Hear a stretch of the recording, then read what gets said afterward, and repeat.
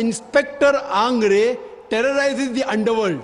Inspector Angre is a terrorist for the underworld. السلام علیکم پیارے دوستو، آپ سب کو دین اسلام کے PK چینل پہ خوش آمدید۔ امید کرتا ہوں آپ سب خیریت سے ہوں گے۔ چلے شروع کرتے ہیں آج کی ویڈیو۔ ڈاکٹر نائر صاحب السلام علیکم ورحمۃ اللہ وبرکاتہ۔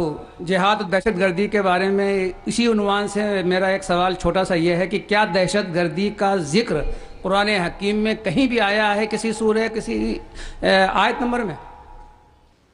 بھائی صاحب کا سوال ہے کہ دہشت گردی کا ذکر کہیں قرآن مجید میں آیا ہے، اور میں تقریر میں بھی حوالہ دیا اس آیت کا کہ جو لفظ انگلش میں کہتے ہیں ٹیررسٹ، اردو میں کہتے ہیں دہشت گرد، اور یہ لفظ جو ہے یہ قرآن مجید میں ہے، سورہ انفال میں سورہ نمبر 8 آیت نمبر 60 میں کہ اللہ تعالیٰ فرماتے ہیں کہ وہ لوگ جو حق کے خلاف ہے ان کے دل میں دہشت پیدا کرو۔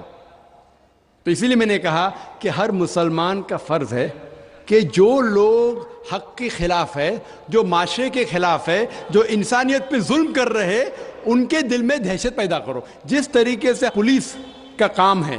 اور اگر کوئی انسان، وہ انسان جو معاشرے کے خلاف ہے، انسانیت کے خلاف ہے، مثال کے طور پہ کوئی چور ہے یا کوئی بلاತ್ಕಾರ کرنے والا ہے یا زنا بالجبر کرنے والا ہے، ایسے انسان کے دل میں دہشت پیدا کرنا اچھی بات ہے۔ اور یہ لفظ جو لوگ کہتے ہیں یہ کوئی لفظ کا کھلواڑ نہیں ہے۔ ایون انگلش لینگویج میں کچھ چند مہینے پہلے بمبے میں ایک آرٹیکل آیا تھا ٹائمز آف انڈیا میں، جس میں لکھا تھا کہ inspector Angre terrorises the underworld.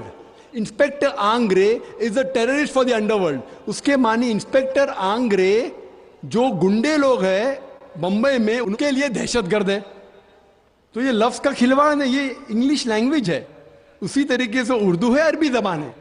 تو اس لیے میں نے کہا کہ اللہ تعالیٰ فرماتے ہیں کہ جو لوگ حق کے خلاف ہے ان کے دل میں دہشت پیدا کرنا اچھی بات ہے، لیکن عام طور پہ دہشت گرد آج کی تاریخ میں اسے کہتے ہیں جو معصوم انسانوں کے دل میں دہشت پیدا کرتا ہے۔ اس پس منظر میں، اس تعلق سے کوئی بھی مسلمان، کوئی بھی معصوم انسان کے دل میں دہشت کبھی بھی نہیں پیدا کرنا چاہیے۔ امید ہے کہ سوال کا جواب ہے۔ جی ناظرین، یہ تھی آج کی خوبصورت ویڈیو۔ اگر ویڈیو اچھی لگی ہے تو ویڈیو کو لائک کریں، صدقہ جاریہ سمجھ کر شیئر کریں اور چینل کو سبسکرائب کریں۔ جزاک اللہ۔